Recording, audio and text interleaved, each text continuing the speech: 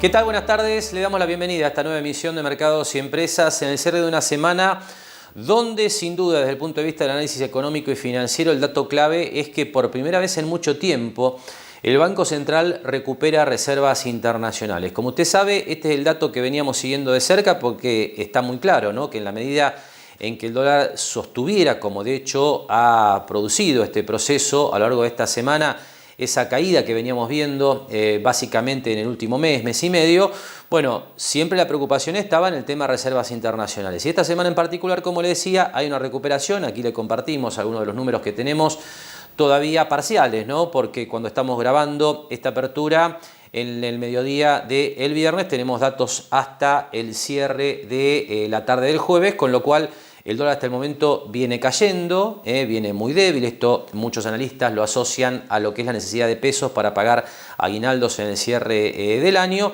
Y por otro lado, este dato de reservas que ponemos ahora, que también marca una recuperación y que seguramente le va a llevar algo de tranquilidad al equipo económico. Por supuesto que estas son las variables que se están moviendo en el sentido que el gobierno espera y que el país espera.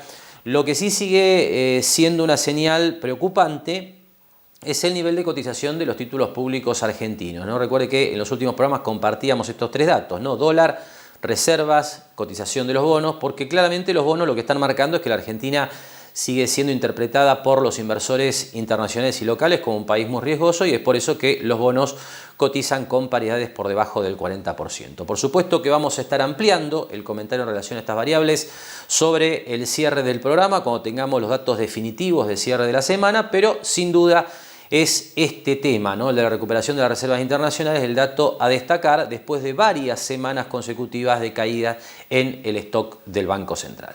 Hacemos ahora la primera pausa en Mercados y Empresas. Enseguida hablamos de la aprobación del impuesto a la riqueza y después vamos a dedicar buena parte de este programa a analizar lo que está ocurriendo en la industria de la construcción aquí en nuestra ciudad. Lo esperamos en Mar del Plata Bursátil para asesorarlo en su mejor alternativa de inversión o financiación para su empresa o negocio. De lunes a viernes, de 10:30 a 17:30 horas en Corrientes 1723, teléfono 561-6000, www.mdpbursátil.com.ar. EDEA te llama. Ingresá en nuestra página edeaweb.com.ar y saca un turno para realizar tus trámites por teléfono. Nosotros te llamamos. Quédate en casa. EDEA. Jauregui Berry, Di Genaro y Asociados. Asesoramiento jurídico tributario. Rawson 1857, segundo piso. Teléfono 410-7666 o 410-7999. ¿Sabías que para llenar una pileta mediana se necesitan por lo menos 3.000 litros de agua? Esa cantidad equivale al consumo de 3 familias durante una jornada completa. Si tenés pileta, recordá, no es necesario cambiar el agua cada día. Podés mantenerla limpia agregando 4 tapitas de lavandina común diluidas en una botella cada 1.000 litros de agua, o usando una boya flotante con pastillas de cloro, cubriendo la pileta durante la noche y utilizando una red para retirar los residuos. En tiempos de pandemia, comprendimos que el agua es esencial para la vida. Por eso este verano, evitemos el derroche, disfrutemos con responsabilidad. El ahorro es más agua para todos.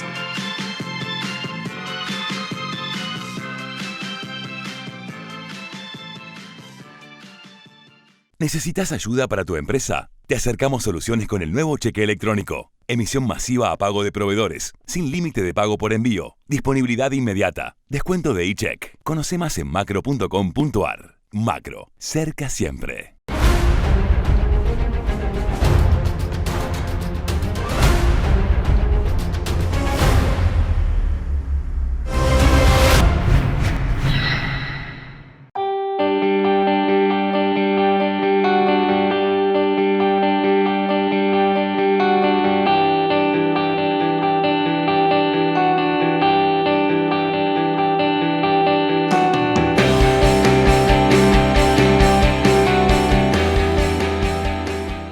Seguimos trabajando para construir una Mar del Plata más sustentable. SEAMSE. Juntos somos infinitos.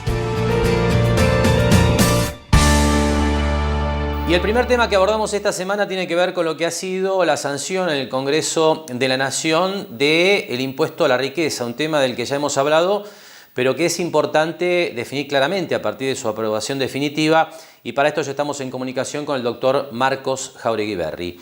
Marcos, te damos la bienvenida y queremos que nos cuentes en definitiva cómo quedó esto, ¿no es cierto? ¿Qué es lo que hay que tener en cuenta a partir de la sanción, no promulgación todavía, pero sanción de esta ley en el Congreso? ¿Cómo quedó esto? Exactamente, Marcelo. Sí, lo que se ha hecho es la promulgación por ambas cámaras, diputados y senadores, de este impuesto a la riqueza, pero técnicamente sería un aporte único, extraordinario, en virtud de la pandemia, es decir, está encuadrado como un aporte único, no con el nombre de impuesto, con lo cual, de acuerdo al texto de la ley promulgada, sería por una única vez. Hemos tenido experiencia que no han indicado ello, pero por ahora es un aporte único, extraordinario, por una única vez, que alcanza en definitiva a patrimonios superiores a los 200 millones de pesos. A partir de ese umbral hay una alícuota progresiva que técnicamente, digamos, va siendo cada vez más de acuerdo al patrimonio, pero arranca en 200 millones de pesos como base y una alícuota del 2%. De ahí hacia arriba hasta una alícuota superior, incluso depende si los bienes son los que están en Argentina o en el exterior.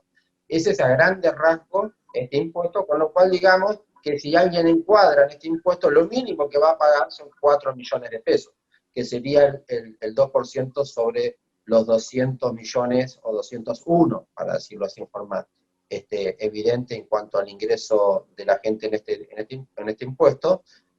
Arrancaría con un impuesto a pagar de 4 millones de pesos. Y como bien dijiste, no está todavía, por lo menos ahora, promulgada la ley, pero sí tenemos el proyecto aprobado por ambas cámaras, que es el que nos da el parámetro de frente a qué tributo se va a encontrar los contribuyentes que, insisto, se encuadren en la situación que describimos recién. Ahora, Marcos, un tema que ha sido central en el debate de este aporte extraordinario, como bien lo definías con precisión vos, tiene que ver con la superposición que existiría con el impuesto a los bienes personales. ¿Entendés que se viene una judicialización amplia en el sentido de que los contribuyentes presenten reclamo ante la justicia por esta superposición?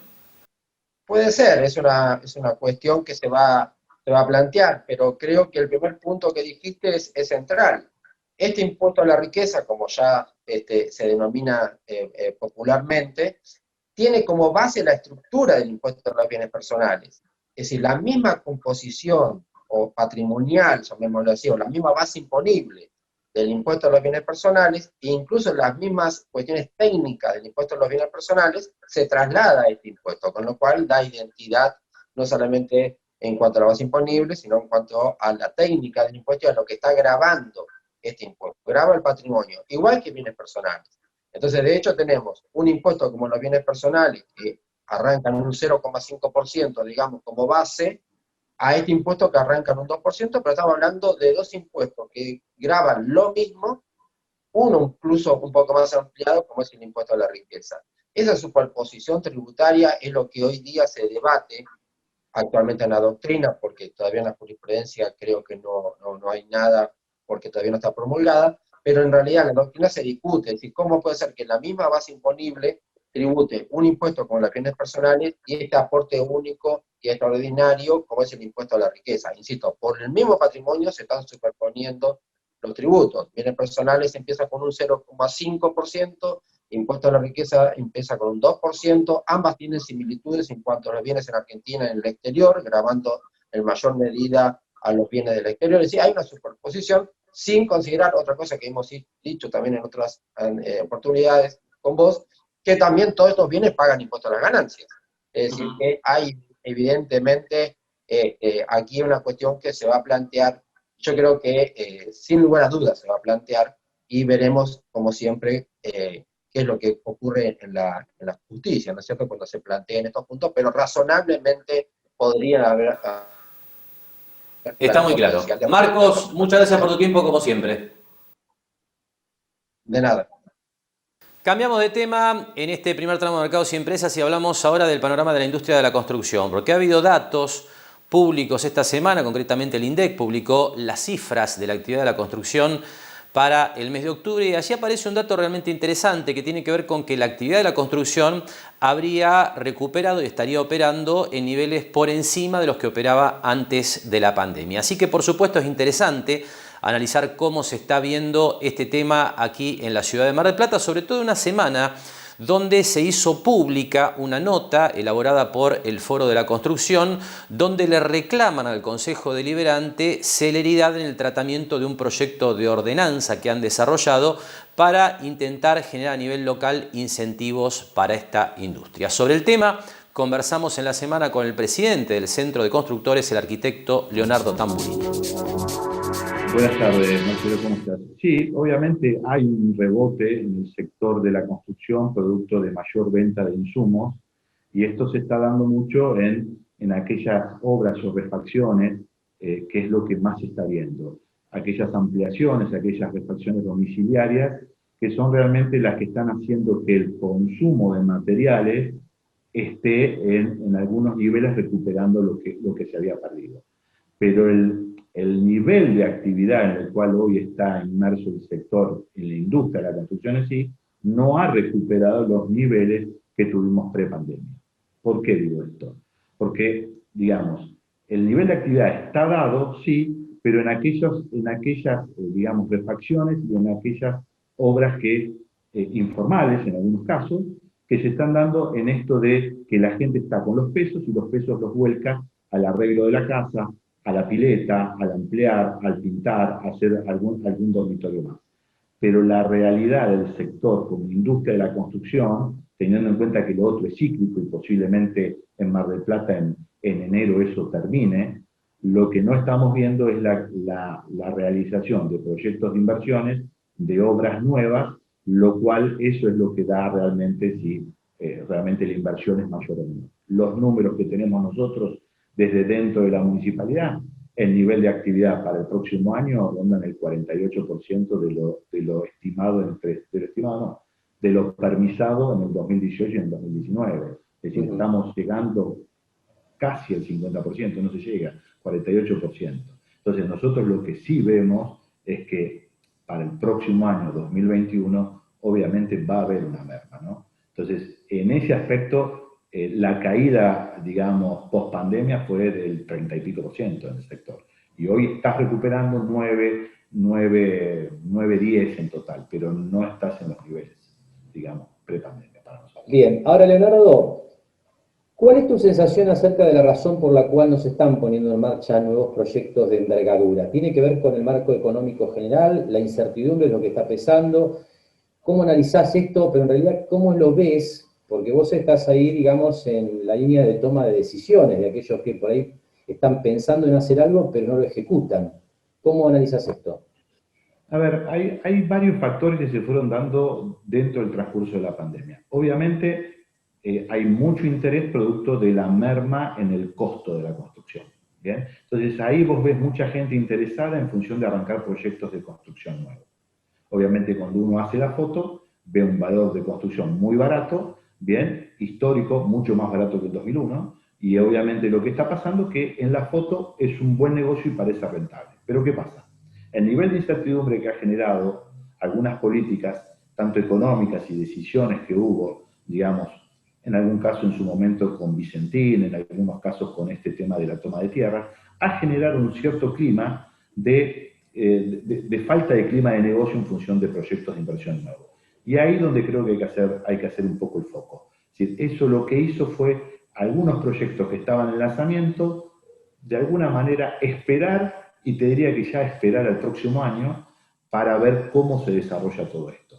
Junto con eso, en muchos casos, desde Mar del Plata, y particularmente lo que está pasando en Mar del Plata, es que también dentro de este proceso de pandemia, se generaron proyectos de ordenanza por parte del Ejecutivo y por parte de la Secretaría de Planeamiento para fomentar y potenciar durante un periodo entre 180 y un año, darle un incentivo al sector, producto de la merma que había. Es decir, cuando arrancó la pandemia, había solo 50.000 metros cuadrados de obra presentada, lo cual daba un ratio muy bajo, era el 20% de lo que había pasado el año pasado. Hoy estamos en el 48%, lo que te comentaba antes. Pero ¿qué pasa?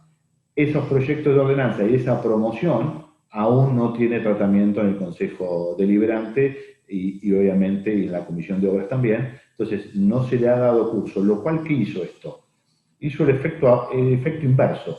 Aquellos que tenían interés estaban esperando ese incentivo. Al no hacerlo, automáticamente, al no tratarlo, automáticamente se para el proyecto de inversión, esperando ese incentivo. Entonces lo que está generando es un efecto inverso.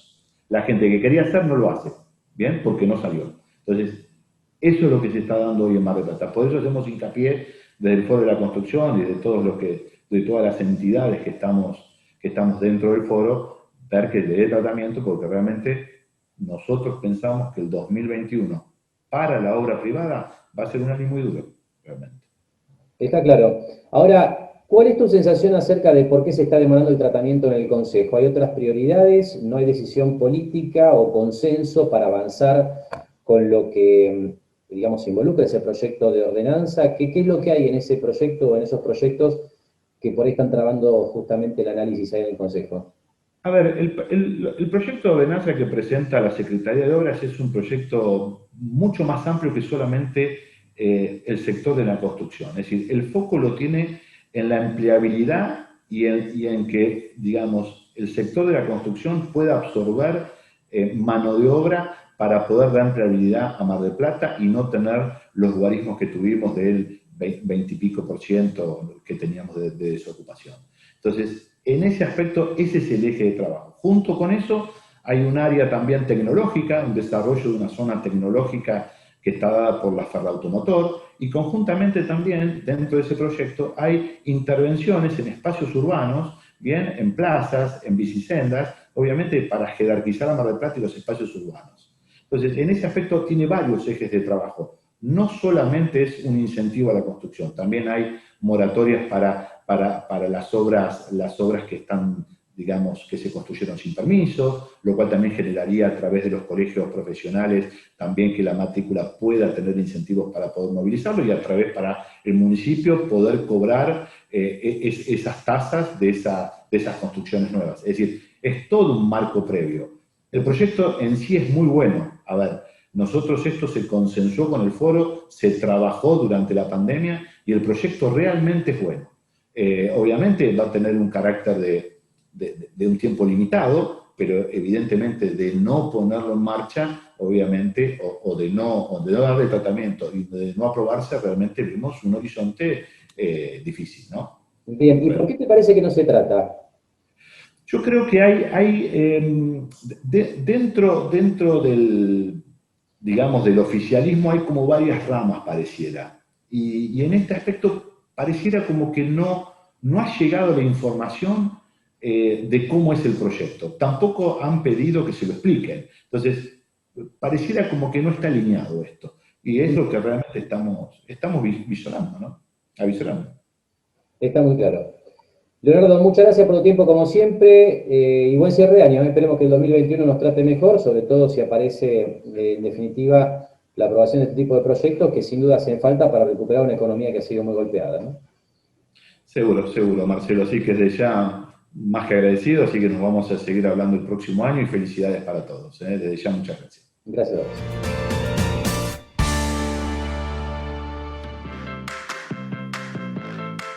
¿Sabías que para llenar una pileta mediana se necesitan por lo menos 3.000 litros de agua? Esa cantidad equivale al consumo de 3 familias durante una jornada completa. Si tenés pileta, recordá, no es necesario cambiar el agua cada día. Podés mantenerla limpia agregando 4 tapitas de lavandina común diluidas en una botella cada 1.000 litros de agua, o usando una boya flotante con pastillas de cloro, cubriendo la pileta durante la noche y utilizando una red para retirar los residuos. En tiempos de pandemia, comprendimos que el agua es esencial para la vida. Por eso este verano, evitemos el derroche, disfrutemos con responsabilidad. El ahorro es más agua para todos.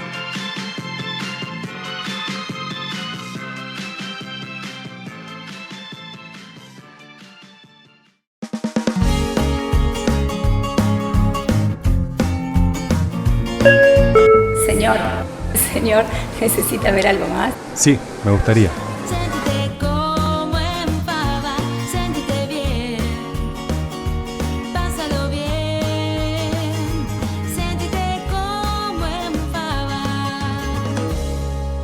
Espatolero y Lorenzo Inmobiliaria. Desarrollos inmobiliarios. Participe por su unidad de 100% en pesos y en cuotas. Conozca nuestros 24 edificios entregados y los 5 emprendimientos en construcción. Ingresando a www.espatoleroylorenzo.com.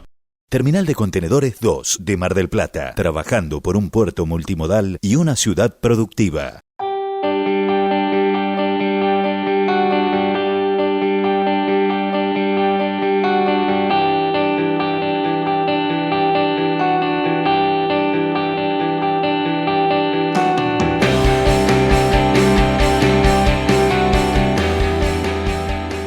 Descarga la aplicación Cuenta DNI de Banco Provincia en tu celular.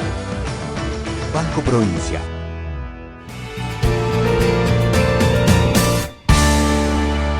Continuamos analizando en este tramo del programa la actualidad de la industria de la construcción aquí en la ciudad de Mar del Plata. Antes conversábamos con el arquitecto Leonardo Tamburini, presidente del Centro de Constructores y Anexos aquí en nuestra zona. Enseguida vamos a compartir la charla que mantuvimos también sobre este tema con César Trujillo de UOCRA Mar del Plata, pero antes los números del INDEC, ¿no? Le decía que el INDEC dio cifras que marcan la evolución de la industria de la construcción durante el mes de octubre. Estos son los datos que usted tiene en pantalla.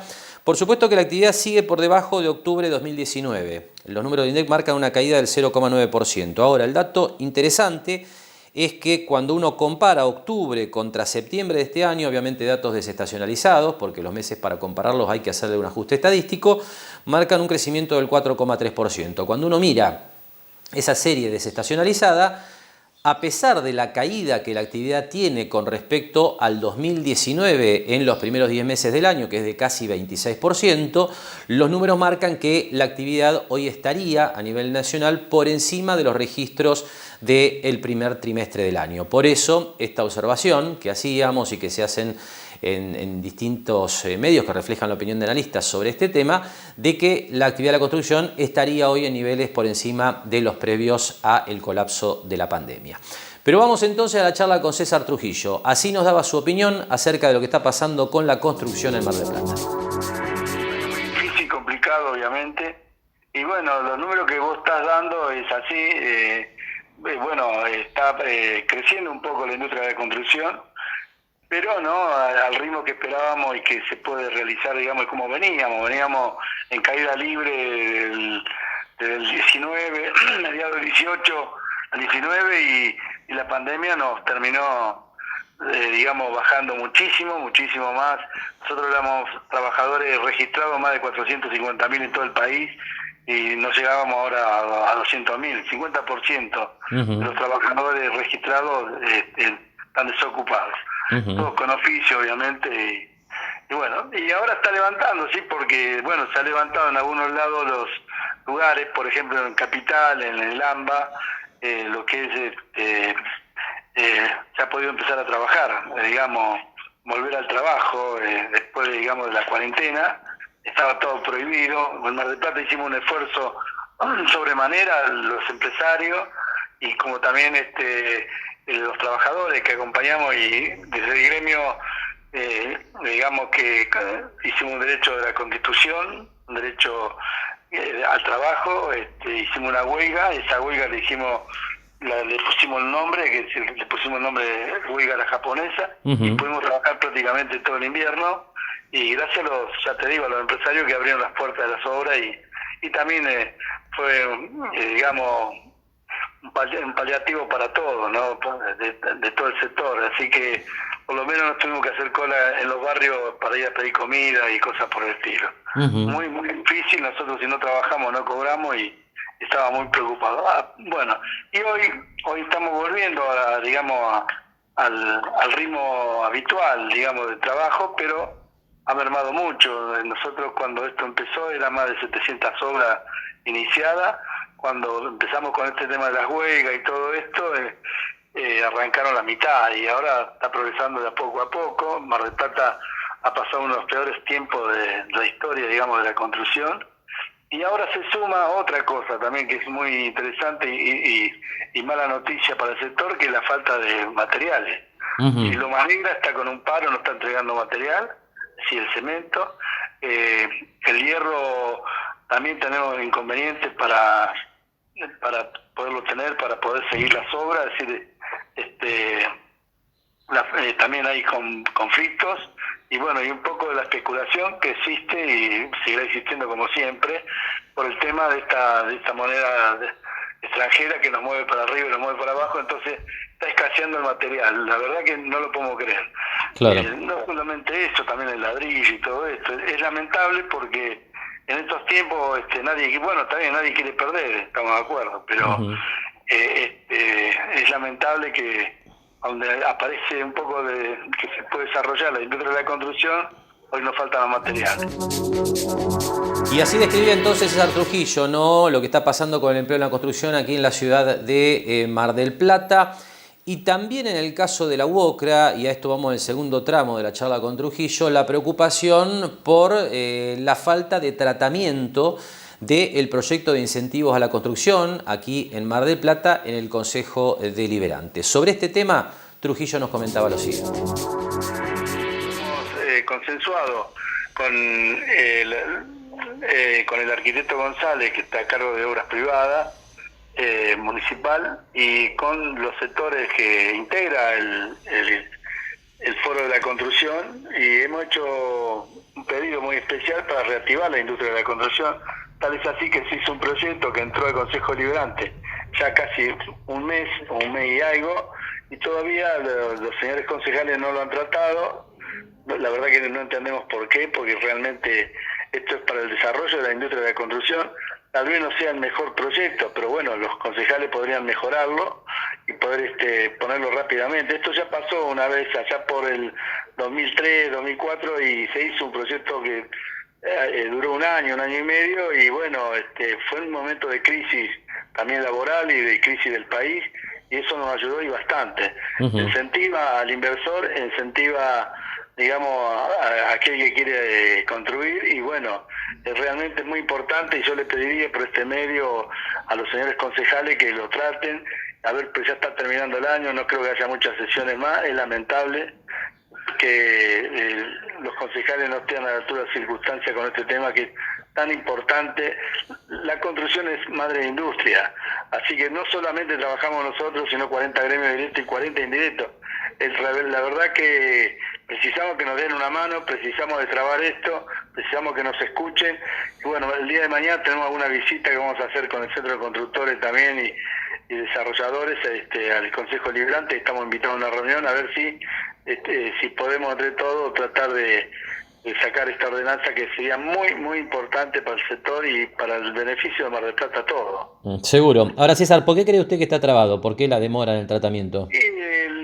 No, la verdad que no lo sé, si no se lo diría, pero están los intereses políticos, vaya a saber, el mundo de la política, y bueno, pero es para trabajar, no es un proyecto de, digamos, que nadie se va a hacer más famoso ni menos famoso, ni va a sacar más votos ni menos votos en la próxima elección. Esto es un paliativo, y ojalá que sea por poco tiempo, obviamente, pero es un paliativo que se necesita ya.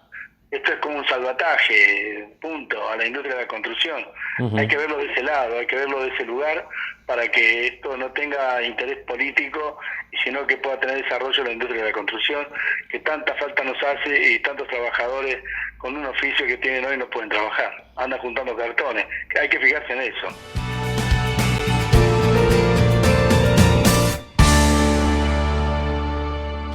Lo esperamos en Mar del Plata Bursátil para asesorarlo en su mejor alternativa de inversión o financiación para su empresa o negocio. De lunes a viernes, de 10:30 a 17:30 horas en Corrientes 1723, teléfono 561-6000, www.mdpbursátil.com.ar.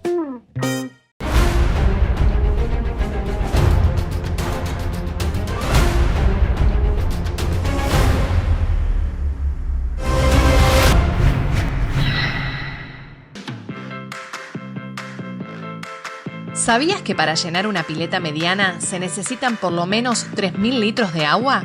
Esa cantidad equivale al consumo de 3 familias durante una jornada completa. Si tenés pileta, recordá, no es necesario cambiar el agua cada día. Podés mantenerla limpia agregando 4 tapitas de lavandina común diluidas en una botella cada 1.000 litros de agua. o usando una boya flotante con pastillas de cloro, cubriendo la pileta durante la noche y utilizando una red para retirar los residuos. En tiempos de pandemia, comprendimos que el agua es esencial para la vida. Por eso este verano, evitemos el derroche, disfrutemos con responsabilidad. El ahorro es más agua para todos.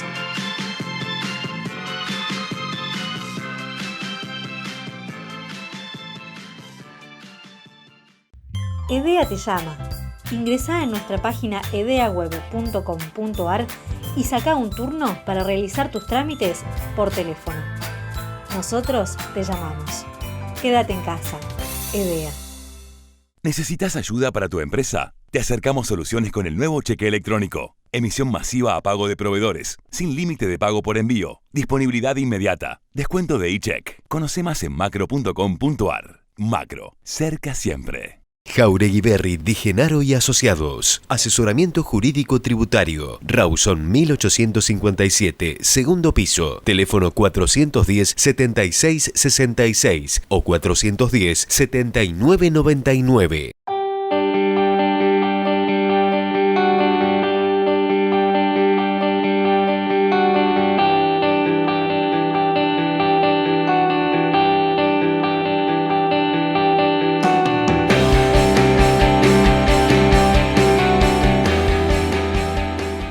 Seguimos trabajando para construir una Mar del Plata más sustentable. SEAMSE. Juntos somos infinitos. Bien, y enseguida vamos a estar hablando de lo que ha sido la semana financiera en las principales bolsas del mundo, con un incremento de la volatilidad en estos días, básicamente después de que los principales índices de la bolsa americana accedieran a nuevos máximos históricos. A partir de allí, bueno, algunas turbulencias hemos visto en estos días, a partir de dificultades para aprobar un nuevo paquete de estímulo para las empresas y las familias en la mayor economía del mundo, particularmente allí en los Estados Unidos. Pero antes vamos a hacer una referencia a una tendencia que claramente se ha acelerado durante este año 2020 en el marco de la pandemia y que tiene que ver con la expansión del e-commerce. El e-commerce, el comercio electrónico, venía creciendo año tras año, pero evidentemente las restricciones a la circulación de gente en todo lo que ha tenido que ver con el impacto de la pandemia a nivel global ha acelerado justamente el crecimiento de esa tendencia. Así que tuvimos la oportunidad de conversar en estos días con el licenciado Martín Orengia, que es actualmente el coordinador de la Comisión Atlántica de la Cámara Argentina de Comercio Electrónico, que nos daba algunos números y hacía un análisis sobre lo que ha sido el fenómeno del e-commerce en este año 2020. Sí, definitivamente fue el año del e-commerce o del comercio electrónico, como se suele decir. La verdad que esta pandemia que vivimos nos llevó a transitar un camino por el cual los tiempos se adelantaron, ¿sí? Lo que pasó, el crecimiento que estamos viviendo del comercio electrónico era algo que iba a pasar indefectiblemente a partir del transcurso del tiempo. Bueno, la pandemia lo aceleró. ¿Por qué? Porque la gente tuvo que salir a comprar más y a comprar online. Una vez que lo probó, se acostumbró, le gustó y lo siguió haciendo. Para darte algunos datitos, para tener de referencia, el e-commerce ya venía creciendo. Cuando decimos que esto es algo que indefectiblemente iba a pasar, es algo que, llevado a números, podemos decir que en 2017, 2018 venía creciendo una tasa del 50%, en 2019 creció una tasa del 76%, ¿sí? Ya iba a pasar. Ahora, claro, llegó la pandemia y para tener una referencia de lo que pasó en el primer semestre, que son los datos que tenemos, el e-commerce creció más de un 100%, ¿sí? Un 106% en promedio en los primeros 6 meses, comparado con los 6 meses del año anterior.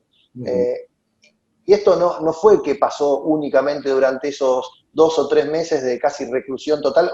Tuvimos 15 días de reclusión total en donde la gente no tenía otra manera, pero después siguió y eso se evidenció también en que la gente siguió comprando, por ejemplo, en el Hot Sale o el Cyber Monday. Son los 2 eventos que desde CASE, desde la Cámara Argentina de Comercio Electrónico, organizamos todos los años para incentivar la compra online, en donde se suman muchas empresas a vender, y para tener solo algunos datos de referencia, el Hot Sale de este año vendió un 128 más que el Hot Sale del año pasado, ¿sí? En facturación. Y el Cyber Monday estuvo en un 76%. El Cyber Monday fue hace pocos días en noviembre, pero creemos que esta es una tendencia consolidada que va a seguir, y el año que viene va a seguir creciendo, y así durante los próximos años. Y sin lugar a dudas, este año 2020 ha sido el año de la aceleración del crecimiento del e-commerce o del comercio electrónico, y así lo han entendido muchos comercios y empresas pequeñas, medianas, micro aquí de nuestro entorno que, bueno, han comenzado a hacer sus primeros pasos o a acelerarlos, porque sin dudas hoy nadie puede estar fuera de este fenómeno que captura ventas en todo el mundo, incluso a nivel regional y local. Por eso es importante tener en cuenta tendencias que se dan dentro de este proceso de crecimiento del comercio electrónico, como cambios en la modalidad de relación con el cliente, cambios en los medios de pago.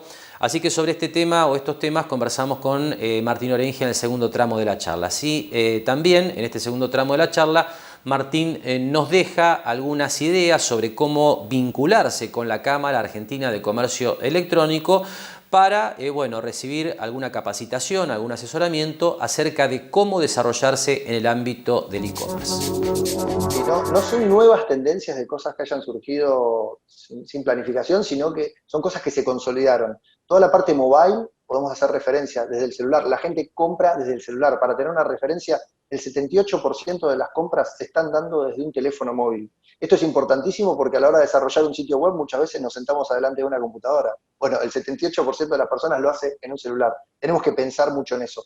Otras tendencias que se han consolidado puede ser el tema de los pagos con tarjeta de crédito. ¿La gente paga con tarjeta de crédito? ¿Utiliza otros medios de pago? Sí, pero el 78% de las personas pagan con tarjeta de crédito. Yo, si voy a salir a vender online, tengo que ofrecer pagos con tarjetas de crédito. Algunas más, omnicanalidad. Siempre pensamos al e-commerce como algo que vende online, ¿sí? Tengo mis ventas online. Bueno, les cuento que la gran mayoría de las ventas se dan porque la persona ve las cosas online, pero después va a las sucursales. Va a la sucursal o llama por teléfono. Tenemos un dato que es muy relevante, que es el 95% de las personas que llegan a una sucursal previamente vieron una información en internet sobre lo que van a buscar. Eso es un dato muy fuerte porque la verdad que cambia hasta la noción de la forma que la gente piensa en lo que online es una cosa y mi sucursal es otra. No, es lo mismo, omnicanalidad. La persona a la que yo le tengo que vender es la misma, no me importa si me compra en un lugar o me compra en el otro, ¿sí? Yo tengo que hacer que me compre. Y la última que podemos citar es que es importante entender por qué la gente compra online. Hay un preconcepto de que la gente compra online para ahorrar plata, y no es así. La noción o la primera razón por la cual las personas compran online, ¿sí? Es para ahorrar energía, porque es más fácil, ¿sí? Ahorran tiempo, recién después viene lo del dinero. Entonces tenemos que pensar en hacerle las cosas fáciles. Y permitime agregarte una más que me acuerdo ahora, que tiene que ver con el tema de la desventaja de vender online. La gente no compra online porque no ve el producto. Esa es la principal desventaja. Entonces tenemos que hacer todo muy bien para que la foto esté buena, para ser claros en el mensaje, porque tenemos que convencerlo de comprar algo que no va a poder tocar, ¿sí? Pero teniendo en cuenta esas tendencias que ya se consolidaron, es una muy buena manera de empezar a meterse a vender online. Ahora, en la Cámara Argentina de Comercio Electrónico, concretamente acá en la división regional, ¿qué tipo de asistencia le están dando o tiene disponible el comerciante, el pequeño empresario que quiere hacer sus primeros pasos o quiere mejorar su oferta de e-commerce? ¿Qué nos puede decir sobre esto? Hace varios años que organizamos eventos que son muy fuertes a nivel local. El e-commerce Go, por ejemplo, es uno de ellos. Es un evento en donde muchas personas involucradas y con experiencia vienen a contar cómo transitaron ese camino para poder transmitirle al resto que no es imposible, ¿sí? Es empezar a caminar. Es como todo en la vida. Y en nuestro país tenemos muchos emprendedores. Los empresarios son emprendedores que terminaron convirtiéndose, por decirlo de alguna forma, en empresario. Bueno, esto es algo más, es un paso más, no es algo totalmente distinto, es algo que tienen que empezar a transcurrir, ya sea nosotros apoyando desde la CASE en eventos que este año se hicieron online, claramente por la pandemia, se hizo el e-commerce Day a nivel nacional, el e-commerce Full Experience, en donde se habló de diferentes directamente verticales, qué pasa con cada uno de los medios de pago, con la logística, ¿sí? Con diferentes partes. Bueno, desde ese lado podemos apoyar, participando en la Cámara también, si quieren, pueden acercarse a dirección comisioncase.mdp@gmail.com, pueden escribirnos, pueden participar, pueden preguntar cómo les fue a los que hoy lo estamos haciendo, que no somos extraterrestres, simplemente somos personas que hace algunos años empezamos, intentamos encontrarle la vuelta y todos los días seguimos aprendiendo para hacerlo cada vez mejor, pero siempre lo más importante es dar el primer paso. Hasta aquí entonces el panorama, el balance de lo que ha sido la evolución del comercio electrónico durante este año 2020. Ahora tiempo entonces de meternos de lleno en lo que ha sido la semana en las bolsas internacionales, como siempre con el repaso a través de los gráficos de las bolsas en los Estados Unidos, de otros mercados de referencia y finalmente de la bolsa argentina. Y vemos en primer lugar al índice Nasdaq, el índice que agrupa principalmente las acciones tecnológicas en los Estados Unidos, que sigue marcando nuevos máximos históricos a pesar de terminar la semana con una ligera corrección de 0,69%. Abrió la semana hacia arriba el Nasdaq, terminó hacia abajo, que es un poco el comportamiento que vemos estos días en las principales bolsas americanas. 0,69% abajo el Nasdaq, pero por el momento sin señales de agotamiento. Sigue bien el mercado de las tecnológicas en la bolsa de los Estados Unidos. Lo mismo, muy parecido el gráfico para el Standard & Poor's 500, que agrupa a las 500 compañías de mayor capitalización bursátil. Termina la semana 0,96% abajo, después de haber marcado un nuevo máximo histórico en los primeros días de esta semana. Y por último, la referencia al índice Merval en dólares. Como siempre decimos, aquí lo que analizamos es el índice Merval, ajustado por el dólar que surge del contado con liquidación. Acá tenemos en perspectiva toda la caída que ha visto nuestro mercado desde el principio del año 2018 para marcar en principio un piso tentativo entre el mes de marzo y el mínimo que vimos durante la última semana de octubre. Sigue bien el Merval, hay que decir que como dato favorable se recuperó, y esto lo marcábamos ya en las últimas semanas, para alcanzar por primera vez en mucho tiempo niveles por encima de esta línea curva, que es la media de 40 semanas o 200 días. Ahora está intentando sostenerse en estos niveles, terminó acompañando a la baja a los mercados internacionales, cayó esta semana 1,50% en dólares, pero claramente hasta el momento ha reconocido esta zona de pisos, con lo cual, existe alguna posibilidad de que el mercado argentino finalmente pueda revertir la tendencia. Por supuesto que todavía es prematuro afirmarlo, pero el comportamiento de las últimas semanas ayuda a ser algo más optimistas dentro de lo que es evidentemente un contexto de un mercado bursátil como el argentino, que ha estado en clara tendencia descendente cuando el resto de los mercados del mundo, principalmente las bolsas de los Estados Unidos, continuaron marcando máximos históricos. Hasta aquí entonces el panorama de las bolsas. Hacemos ahora la última pausa aquí en Mercados y Empresas y enseguida compartimos la charla semanal con Adriana Figliolo, gerente de Mar del Plata Bursátil.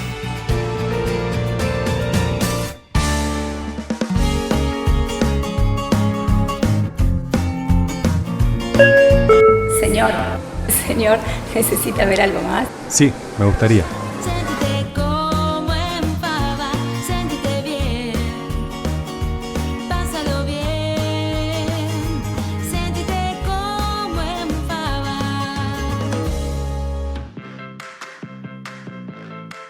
¿Sabías que para llenar una pileta mediana se necesitan por lo menos 3.000 litros de agua?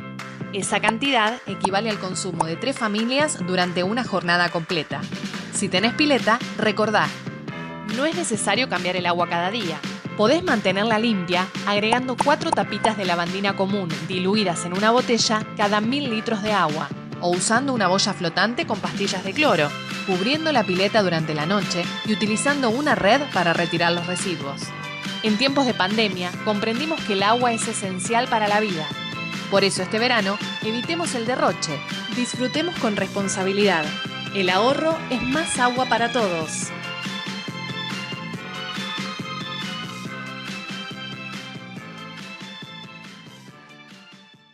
Espatolero y Lorenzo Inmobiliaria. Desarrollos inmobiliarios. Participe por su unidad de 100% en pesos y en cuotas. Conozca nuestros 24 edificios entregados y los 5 emprendimientos en construcción. Ingresando a www.espatoleroylorenzo.com.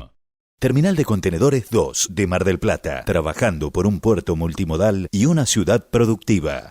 Descarga la aplicación Cuenta DNI de Banco Provincia en tu celular. Banco Provincia. Último tramo de Mercados y Empresas y tiempo entonces de compartir la charla semanal con la contadora Adriana Figliolo, gerente de Mar del Plata Bursátil, para dar algunos detalles más sobre lo que ha sido la semana aquí en la Bolsa Argentina. Fue una bolsa recorta para nosotros porque empezamos el miércoles la semana, así que fue miércoles, jueves y viernes. Y el lunes y martes, bueno, en realidad un poco estuvo bajando, pero no, sin grandes movimientos. Donde realmente se vio un mejor movimiento, un desarrollo importante, fue ayer en las acciones argentinas, que nos llamó la atención porque los índices de Estados Unidos no estaban subiendo. Sin embargo, hubo subas del 5 y del 6% en dólares con las acciones. El tema es que realmente nosotros decimos como está corrigiendo continuamente el famoso contado con liqui. Si vos mirabas las acciones en el exterior, si bien ayer subió la bolsa, no subieron en los porcentajes que subió en el exterior. Es decir, se dio el caso de que subían las acciones, pero bajaba el dólar del contado con liquidación. Esta semana realmente fue notorio lo que bajó el dólar bolsa, aproximadamente está en 138, y lo que llamamos el dólar MEP, y el dólar del contado con liqui está en valores de 140, 141. Hay que recordar que estábamos en 160 y pico, 170 cuando el dólar estaba en 195. Así que bueno, poco a poco se va consolidando y se va notando algunas mejoras en la bolsa. Y después con respecto a los bonos, bueno, quizás se vieron castigados un poco más. Bueno, sabemos que el mercado normalmente está intervenido, o sea, como que actúan otros agentes y baja el precio. Y bueno, lo que se ve es como que también hay demanda de pesos de las empresas, por la época de los aguinaldos, y bueno, todos los que se habían dolarizado también necesitan vender. Por ejemplo, nosotros lo vemos a través de la operatoria que nos van canalizando, ¿no? O sea, los montos grandes, que son los que realizan las empresas, en general son de ventas. Así que bueno, no se ve eso principalmente en la semana. Igualmente, los bonos podemos decir que mejoraron lo que es la paridad con el dólar. Estábamos en la franja de el AL30 famoso, que es el que más monitoreamos, porque también es el que más volumen tiene. Entonces por ejemplo, la paridad estaba abajo de 39 y hoy superó los 40. Entonces es como que decís, bueno, un poco se nota la mejora. También hay mucha gente que si tiene dólares en cuenta, prefiere comprar un bono para no pagar impuestos y afecta en la liquidación y en la posición que llega cada comitente al 31 de diciembre. Eso en situaciones normales siempre pasaba. Los bonos en la segunda quincena de diciembre subían un montón, pero bueno, en esta situación de disgusto que hay, no sé qué irá a pasar este año, pero se ven ciertas operaciones. Quizás no son montos tan grandes, pero la gente que tiene, yo te digo, dólares depositados como comitente, lo hace, ¿viste? Compra. Así que bueno, eso es lo que se puede ver. La tasa de la caución sigue en los niveles del 32, más o menos, 30, que es cómodo para el que tiene disposición de fondos de poco tiempo. Está bueno porque es una tasa que no la lográs con un fondo que coloques, o sea, realmente ahí se nota mucho, ¿no? La diferencia que hay con las tasas. Y después, como siempre, o sea, el CDR, que sigue siendo un tema importante, y sobre todo en este momento también la mayoría trata, el que sale de un CDR, hay que recordar que los CDR en la estructura impositiva tienen mayor carga impositiva en la liquidación a fin de año. Así que alguna gente que tiene considerables ganancias prefieren no quedar expuestas con CDR al 31 de diciembre.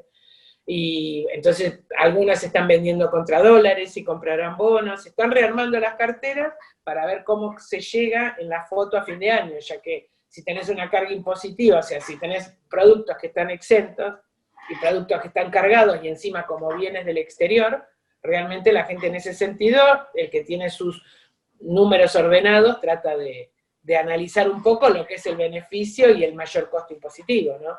Así que bueno, hay bastante movimiento y bueno, ya nosotros tenemos abierto al público y, o sea, tenemos un equipo, 2 equipos y ya podemos decir que está abierto al público y estamos atendiendo con un escaso volumen de gente, porque con tantos meses que se acostumbraron a operar a distancia o a manejarnos todo por WhatsApp y transferencia, realmente es muy poca la gente que viene bajo el sistema presencial.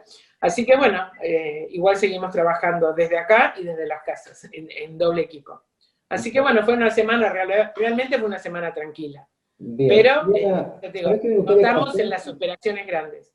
Bien, ¿sabes qué me gustaría que nos cuentes nuevamente? Porque es una pregunta recurrente de la gente con respecto al mercado del dólar. ¿Qué limitaciones hay hoy y qué parking hay hoy en términos de tiempo, ¿no? Para comprar o vender dólares? Porque hay mucho más interés en hacer operaciones con dólar MEP y, digamos, en la bolsa con los distintos dólares bursátiles, y no siempre termina de, digamos, recordar a la gente cuáles son las limitaciones en términos, sobre todo, de plazo, ¿no es cierto? ¿Qué es lo que hay hoy? Claro.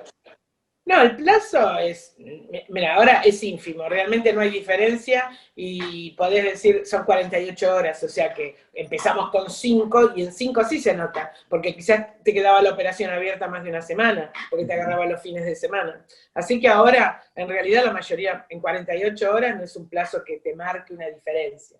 Esa principalmente es eso. Y después las limitaciones son que no hayan comprado los $200 en el mercado de cambios, que no tengan beneficios de los créditos de ATP, o sea, eso realmente es una resolución que te piden, que nosotros tenemos que hacerle firmar al cliente la declaración jurada. Y en eso hay bastante confusión, ¿no? O sea, también los créditos tasa 24, los créditos tasa 0, todo ese tipo de beneficios que tuvieron, que como siempre, primero dieron el beneficio porque pusieron las contras. Entonces ahora hay muchas empresas que se encuentran limitadas para poder llegar a decir, bueno, pasó el nubarrón y digo, bueno, quieren comprar o quedarse posicionado en dólares. Pero principalmente para el normal de la gente es que no haya comprado los $200 con 90 días de anticipación. Y ahora, bueno, hay movimiento porque hay mucha gente que cobra el aguinaldo, o tenía fondos, o retiran de un plazo fijo, entonces hay movimiento también de compra. Pero yo te digo, los valores que vos me decís importantes, que nosotros lo vemos, todos esos valores en general son empresas que están liquidando por el tema de fin de año. Bien. Así que bueno, vamos a ver la semana que viene. La venta no tiene limitación. ¿Cómo? La venta No, ahí no tiene limitación de tiempo, nada. El que vende, antes la limitación estaba para las personas físicas, pero ahora no. Directamente transfieren los dólares, compramos el bono y se vende en el momento. O sea, en el día podés contar, a fin del día contás con los fondos. Ahora hay un poco más de tema para liquidar las operaciones, porque en Mar del Plata empezó un horario, en la provincia de Buenos Aires empezó un horario que el banco cierra a la 1. Entonces, en general las operaciones hasta las 15 horas, después ya no las podés, o sea, terminan. Pero en Buenos Aires el problema es que justamente nosotros dependemos de Buenos Aires, y Buenos Aires la operatoria termina, el contado termina a las 16 horas, así que hasta las 17, 17:30 no liquidan, pero estamos tratando de buscar un engranaje para que funcione durante todo el verano, ya que este horario acá va a seguir.